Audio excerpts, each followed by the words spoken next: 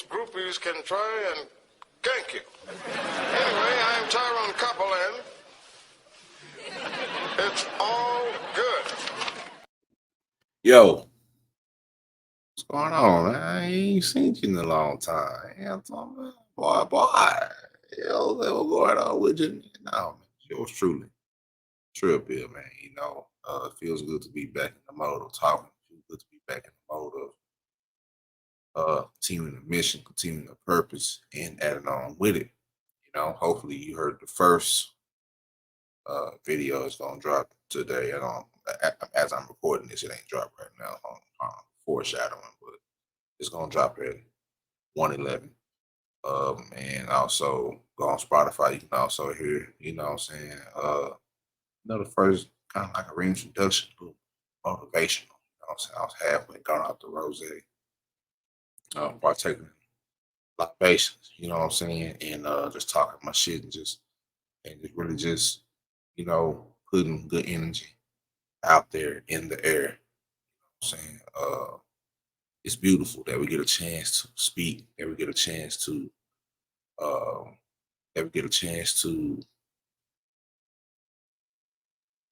be present in the times. You know what I'm saying? It's difficult. It's not. It shit ain't easy. You know what I'm saying? Living ain't easy. Every day is something. You know what I'm saying? And you just want to be able to take advantage of the time that you're in now, the opportunity that you're that you have now. You know what I'm saying? It's a very time like it's a very opportune time to get everything straight, get shit straightened up. You goddamn slate is clean. You understand? It's a brand new year, it's 2024. You know what I'm saying? Like you woke up, you know what I'm saying? But something just feels new, something just feels rejuvenated. You gotta continue to keep that feeling and keep elevating, you know what I'm saying? And things of that nature. I ain't trying to say anything motivational David Goggins speech, but I'm just trying to tell you, you know what I'm saying, what the goddamn deal is. But look, man, fear and fear, real quick. I'm not gonna hold you all day. Fear and fear, because I gotta go partake in more libations and get here, cook up me a good little New Year's meal, some barbecue chicken and lit. You understand me? So, yeah. Um, fear and fear, right? Fear and fear. I'm gonna bring this up real quick. Fear and fear.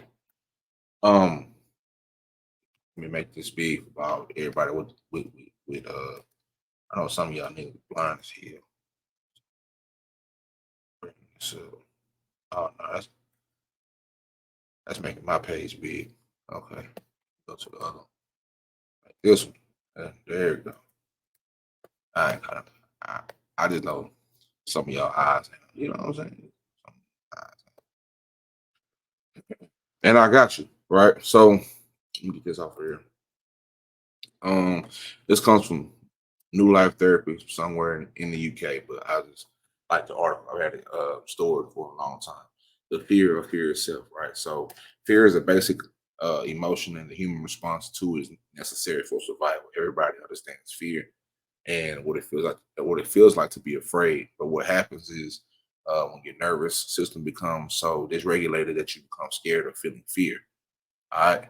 What happens when when you fear fear? I know it might be sound silly for somebody else, but I went through this a few times, right? I want to say, right, my mother died, right? And every once in a while it pops back up, but just the fear of fear, like you fear, say you might fear somebody passing away. If they ain't passed away yet, but you fear, but you scared of that, feel like you scared of going back down through that feeling of damn, you know what I'm saying? That's one less person I have on this earth loving me, trusting me, believing in me. You know what I'm saying? And every once in a while, like I said, I go through that. Maybe you go through that too. But without let me see, let me go down to where I go. Like I guess it breaks down. This doctor broken down to 4 or 5 things, but I really want to key in on the last two, right? The fear of abandonment, separation, or rejection. We all have a need to belong and to both give and receive attention. Human beings are a tribal species, and if we don't fit in, we risk being evicted from the tribe, which is dangerous. We therefore adjust ourselves to ensure acceptance. This fear can make someone an intense people pleaser or scared of getting close to anyone in case they are rejected. This category of fears can greatly impact a person's mental well-being. A lot of people today fear of being alone. I used to have a fear of being alone all throughout my life. I'm saying, came from school, you know, mom and dad, brother, I'm saying, came and did that. And then went to college, I'm saying, and really, kind of had a little trouble with, I'm saying, trying to adjust, first time being alone, I'm saying, first time being alone. And then, I met this, I'm saying, young tenderoni and what I'm saying, and did all that, I'm talking about, had some babies or whatever. And, you know, now I'm sitting at a point where, okay, got a divorce, all that. And for the first time, I'm alone. Like, as far as not being attached to anybody, I'm up here living away from my family. Rest of my family is back in Texas. Uh, Only family I have here are my children. You know what I'm saying? So I think God put me right here to learn myself. I've always been able to take care of other people, and take, what I'm saying, and do that. You know what I'm saying? But he allowed me, what I'm saying, in some of the most mysterious ways, to, hey, I, I need you to take care of you. You really focus on taking care of of everybody else, but you have neglected yourself in so many ways, gotten away from so many things that you that you've been doing. The reason why people see you where they see you because of the things that you've done in the past. You know what I'm saying? And what makes you you. What makes, you know what I'm saying? So that's how I kind of felt like, and even my brother went through the same thing. And he experienced the same thing, and my father did also. So when I talk about shit like this, it's not because I just found it's interesting to talk about. I talk about it because I went through this, and the people around me went through this, and we always shared our experiences. You feel what I'm saying? So that being said, the fear of being alone, the fear of not fitting in, I've never really fit into any, to any type of group or anything like that. I mean, I played sports, you know what I'm saying? I mean, I had friends, you know what I'm saying, but as far as just group, I've always felt like I work better by myself. You know what I'm saying? I don't know whether that's a control thing or whatever, but um, I don't have a problem with um being around people in a group and working towards a goal. But it kind of it irks me, like, disloyalty irks me, and when I and the my only response to disloyalty is isolation. That makes any sense. Um, and it's kind of turned in that direction, you know. And it has its ups and it has its downs, but um, I've gotten past the fear of being alone, the fear of not fitting in, the fear of just, what I'm saying, doing my thing and me doing my thing. And if you with it, and if you're not, you're not, and that's fine. You know what I'm saying? That's fine with me. But a lot of people haven't got to that point because they try to hang on and cling to different groups. You even see it on the internet. They're part of this group, part of that group, part of this group, part of that group, and they have the need of being a part of something because they've never been a part of anything. You know what I'm saying? Or they feel like they need to be part of something because they're not too sure, or they're insecure of themselves. They're not really, what I'm saying, sure about themselves and how they, what I'm saying, how they gonna function. You feel me? So that being said, the next one on here, right? The fear of humiliation, worthlessness, or shame. As with the previous category, this one is closely aligned with how we connect with others in our tribe. We all crave healthy relationships with others, and we do not want to be embarrassed or humiliated. Some people can go to enormous lengths to avoid situations that might result in conflict. If we are unable to connect with others, it can impact our self worth and our value in the world. Fears, uh, fears fall, fears which fall in this category will include public speaking, criticism or making a mistake, depending on how sensitive a person is, would depend on what behaviors would trigger these anxieties. And if the person is particularly sensitive, it could simply be forgetting their birthday or not sending a card. And that's very important, right? Like I said, I want to we all I don't think anybody in life wants to go through life and fail, right? And but I guess it depends on who's around you, what's around you, your environment. Where if you fail, um, how you get back up, like what is your resilience like? You know what I'm saying? Um, I've watched people be resilient my whole life. My mother, my father, my brother Sean, and many others. Right? My mother, in particular, had cancer. She had breast cancer. She had to get a mastectomy. You know, sound like middle school, early high school, something like that. And um, she had a tough time, but she always bounced back, and that was very inspiring to me personally. You know what I'm saying? It inspired me, and it still inspires me and my big brother Sean because you know what I'm saying. Because it's like shit. If she was doing that and she had cancer in her body, and she was getting up every day. You know what I'm saying? Like, some days she wouldn't feel like it, but majority of the time, if she could, she would. Even sometimes she managed through the pain to make sure that her boy was taken care of. And so that's the inspiration that I took from that. Even in her last days when she had lung cancer, and even in her last days, she didn't want, you know what I'm saying? She was stubborn. She a little stubborn, son, but I miss my baby. I miss her dearly. You know what I'm saying? my, my mother was one of a kind, you know what I'm saying? And she raised me and my big bro with some of the realest lessons. She's one of the realest niggas I know, one of the realest niggas, just period, in general.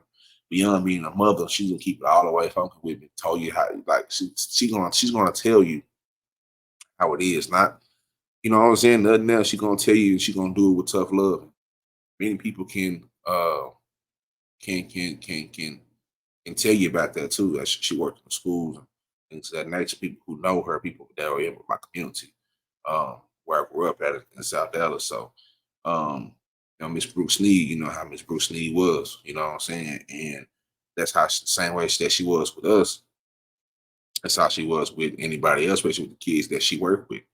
You know what I'm saying? JJ Rose, and she was a theater, and some liked her, some didn't, but she was very well respected.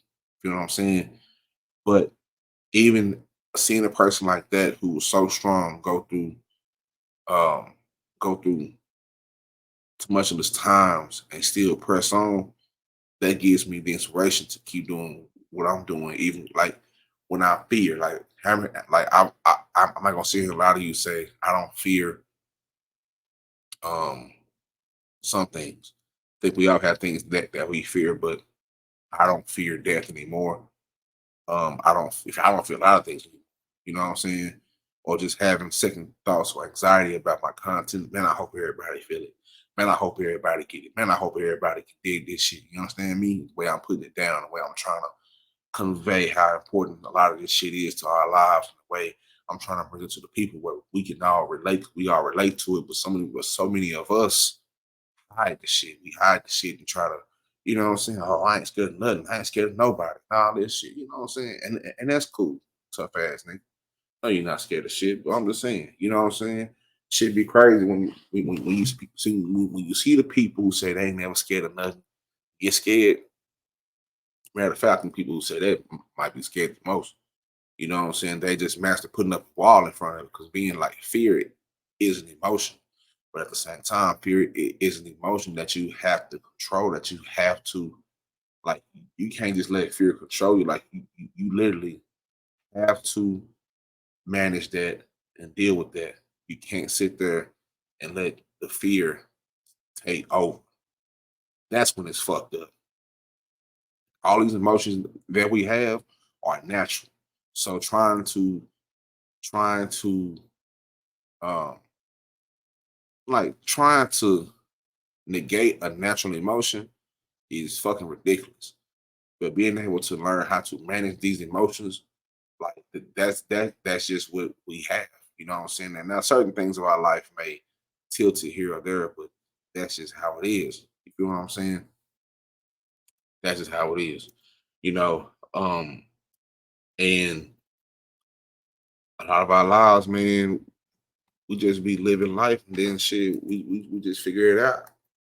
You know, we figure it out. We figure out what we scared of, what we ain't scared of.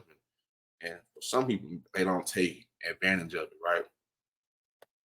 But I think you should take advantage of some of the things that you fear and beat those fears, like conquer your fears. You know what I'm saying? Conquer your fears. You know, long story short, conquer your fears. Don't let them um don't let those fears um take you away from what's important. Sometimes they can get in the way of what your goal is, and you ended up with a bunch of wasted time. And that's something that you don't want to do. You know what I'm saying? Let me see. Now, I also put up another article on the Smithsonian, and over on the Spotify side, I'm going to present these links over there. When I upload this, I'm gonna drop these links in the show notes, so y'all can go over there if you're hearing this or you've seen it. I'm gonna drop these links in the description box of YouTube, right? So, um, on the Smithsonian magazine, also the article that I fuck with. You know what I'm saying? Fear may be old, maybe as old as life on Earth. It is a fundamental, deeply wired reaction evolved over the history of biology to protect organisms against perceived threat to their integrity or existence. Fear may be as simple as a cringe of an antenna in a snare that is touched, or as complex as existential anxiety in a human. Whether we love or hate to experience fear, it's hard to deny that we certainly revere to, devoting an entire holiday to the celebration of fear. And that's another part of it that is strange. Is some people are addicted to fear, right? We all like the spooky shit. You know what I'm saying? I like the spooky shit. I'm a scary movie type nigga. I like Saw. I like Pinhead. I like Us. I like Get Out. I like some of that. The hills have eyes. I like that shit. You know what I'm saying? So even this article saying, thinking about the circuitry of the brain and human psychology, some of the main chemicals that contribute to the fight or flight response are also involved in other positive emotional states, such as happiness and excitement. So it makes sense that the high arousal state that we experience during a scare may also be experienced in a more positive light. But what makes the difference between getting a rush and feeling completely terrorized? Um, Psychiatrists who treat fear in the study of neurobiology, our studies in clinical interactions, as well as those of others, suggest that a major factor in how we experience fear has to do with context. When our thinking brain gives, or our thinking brain gives feedback to our emotional brain, we perceive ourselves as being in a safe space. We can then quickly shift the way we experience that high arousal state, going from one fear. All right, going from one fear or one of better yet, I read that wrong. The way we experience that high arousal state, going from one of fear to one of enjoyment or excitement.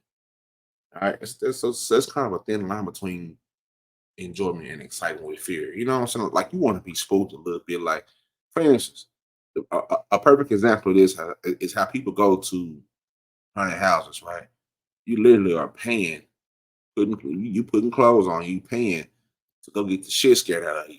You already paying so a nigga can jump out and go booga booga booga. You know what I'm saying? You hopping out, you going to this shit. You know what I'm saying? The strangest shit all the time. You know, like right here when it said when you get to a haunted house during Halloween season, for example, anticipating a ghoul jumping out at you and knowing it isn't really a threat, you're able to quickly relay with the experience. In contrast, if you were walking in a dark alley at night and a stranger began chasing you, both your emotional and thinking areas of the brain would be in agreement that the situation is dangerous and it's time to get the fuck up out of it. You know what I'm saying? Um, and I might do a part two on this. You know what I'm saying? But fear reaction starts in the brain, express through the body. I make adjustments for the best defense of fight or flight reaction. The fear response starts in a region of the brain called amygdala, or the amygdala. It's almond-shaped set of nuclei in the temporal lobe of the brain dedicated to detecting the emotional salience of the stimuli. How much something stands out to us. God damn, they almost caught me right there. All right. The amygdala activates whenever we see a human face with an emotion. This reaction is more pronounced with anger and fear. A threat stimulus, such as sight of a predator, triggers a fear response in the amygdala, which activates areas involved in preparation for motor functions involved in fight or flight. It also triggers the release of stress hormones in sympathetic nervous system. Goddamn. All right, starting to get real sciencey. I love it. But no, stress hormones and sympathetic nervous system. Vitally changes. Um, it'll be more efficient in danger. The brain becomes hyper alert. Pupils dilate, the bronchi dilate, and breathing accelerates. Heart rate and blood pressure rise, blood flow, and the stream of glucose to the skeletal muscles increase. Organs not vital in survival, such as gastrointestinal system, slow down and go into other hippocampus and maybe a little hippocampus in the line. Yeah. But anyway, just I might actually do I might do a part two on just the science of fear. Because I think it's important, especially going into next year, right? There's a lot of people that prey on fear. That fear is a $1 million business. You know what I'm saying? People who inflict fear on people for monetary gain. You know what I'm saying? That's the other, and that's the other side to it. But I just want to introduce fear as not only just the emotion, but as a concept of breaking it down. You feel what I'm saying? And how can we not only avoid not avoid fear, but control our emotions when we get in these situations? Because it's a lot of people that's locked up like right now because they didn't have the right response, you know what I'm saying? Or they had the right response when something feared them. You know what I'm saying? That's why you gotta leave niggas alone and say, hey, I don't know, I'm scared. You like Charleston White be saying, hey, I don't know, I'm scared. You know what I'm saying? I'm reaching for my weapon. You know what I'm saying? You gotta respect that. So you can't you just it's weird, man. And and I think what I'm gonna do is I'm gonna have a part two of this probably next week, next couple of weeks, or just save a note to get back to it because I may have stumbled upon something right here and didn't even know. I knew I had something else there, but for right now, I thought about something else. But just fearing fear. All right. I know some shit out there that you ain't fucking with. You know what I'm saying?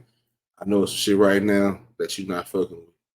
I also know it's some things that you are ready to go do. You're preparing yourself to go achieve new levels of success or get past certain traumas or anything like that. But don't let the fear of fear scare you away. You know what I'm saying? Because what's on the other side of that is everything that you've been asking for, everything that you've been praying for, everything that you've been manifesting is on the other side of it. They always say everything about manifesting, doing all this shit. They don't tell you about the fear that some people have, that most of us have when we don't know what's directly on the other side. We don't be knowing what's on the other side. What's on the other side? What if I do this? And you gotta turn that fear. You gotta turn that fear into faith. Converting your fear into faith is one of the most like it's something that I've done and something that we all will benefit from. You know what I'm saying?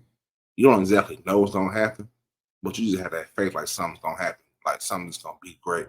In order to get to that point, you have to get your motherfucking mind right. You can't be out here fucking up, making the same mistakes over and over again. Learn from them shits and break them fears down. You know what I'm saying? Just like you playing a sport. Say for instance, when I was in high school, I played football. I was a D lineman. I was undersized. You know, most D linemen in Texas is 6'2", 6'3" and up. You know what I'm saying? I was only 5'8", 5'8" and a half, 5'9". So when I would face bigger opponents, I broke them down. Okay, this dude right here, he's 6'4", 6'5", 3, whatever. All right, so I know I'm not gonna probably win no wrestling match with him. You know what I'm saying? His arms probably, arms longer than mine. You know what I'm saying? So I cannot be like I gotta break him down. I'm faster than him. I gotta get around him. You know what I'm saying? Watch his feet. You know what I'm saying? Gotta break him down. You know what I'm saying? Gotta break him down. Go for his knee one time. You know what I'm saying? Go for the shin one time. Okay, he got a brace on that knee. I'm gonna go for the knee with the brace. I'm gonna break you down until you my size. Then I'm gonna fuck you over. You know what I'm saying? So that was my whole train of thought. I'm not something like go for the knee with the brace. Yes, go for the knee with the brace. Both of them got braces. You go at both of them. You got to break them down. You have to figure out the game. The game not gonna change. It's you versus. You know what I'm saying? The same way it's a 1v1. It's you versus him the same way. It's you versus your fear. I don't know about you, but I ain't going down without no fight. You feel what I'm saying? And whenever I put my mind to something, I rarely fail. Rarely. You know what I'm saying? And that's failure by my standards, not about society's standards. Failure by my standards. You know what I'm saying? So think about that. Break the shit down. Don't give up. Don't quit. Don't let the shit get the best of you. It's going to be all right. I fucking guarantee you. I fucking guarantee you it's gonna be all right. Turn that fear into faith. And I'm gonna do a part 2 on this real soon. So y'all make sure y'all stay tuned. Make sure you go over to Spotify. Make sure you go over to YouTube, subscribe, follow, and like. Make sure you go follow both my YouTube pages, the Trill World Order and the Trill Pill. The episode will be on both. But sooner or later they're gonna just be on the Trill World Order. All right. Also, if you'd like to donate to this platform, the Cash App is $TRILLPILL X, right? The $TRILLPILL X or $Monumental, MINDYAMENTAL. That said, man, without further ado, that's my time here. I'm gonna go ahead and partake in libation. Sip, sip me a little sip, you understand me? Barbecue some chicken, you know what I'm saying? And enjoy my time and get ready to handle the week of work that we have ahead of us. And just just think about what you have to do for this year, your goals, your options, your ambitions, what you have to do for this year and beyond. And think about what's standing in front of those. A lot of times it's fear. So get that fear out the way. You know what I'm saying? If you have any other problem, that um, I have the beautiful therapist to tell you about that. I got some news for you. We now have a national crisis line that you can call or text whenever you or a loved one is going through a mental health crisis. Unfortunately, when people have called emergency services like 911 in order to respond to loved ones or themselves when going through a mental health crisis, law enforcement is not equipped to manage things like this. In fact, this often causes exacerbation as opposed to de-escalation. This has resulted in the death and further harm of people who were going through mental health crises, especially those who live in Black and brown communities. This helps to reduce the likelihood of us having to rely on law enforcement in order to help us when we're in times of need. I hope this information was helpful. Don't forget 988. You can call or text that number whenever you or a loved one is going through. 988 is that number. So heard what the beautiful therapist said. And that's my time, man. I love y'all. Shout out to y'all. Thank you for listening to episode 96. I was at 100 or something. Go break it back down 96. A few of those I'm gonna keep those for personal. But official episode 96. All right. Thank you. God bless. Y'all know my slogans. Monumental, be monumental. Stay trill and heal. Most of all, stay making the trill. Bye. Everybody ain't your friend. Everybody ain't your partner. Especially them niggas been riding with you, hollering by they ready with that chopper. When it fucked up, it get fucked up. Cause you searching around for that op, but that trigger finger pulling in your back, acting like they don't really know who shot you. Everybody ain't your friend. Man.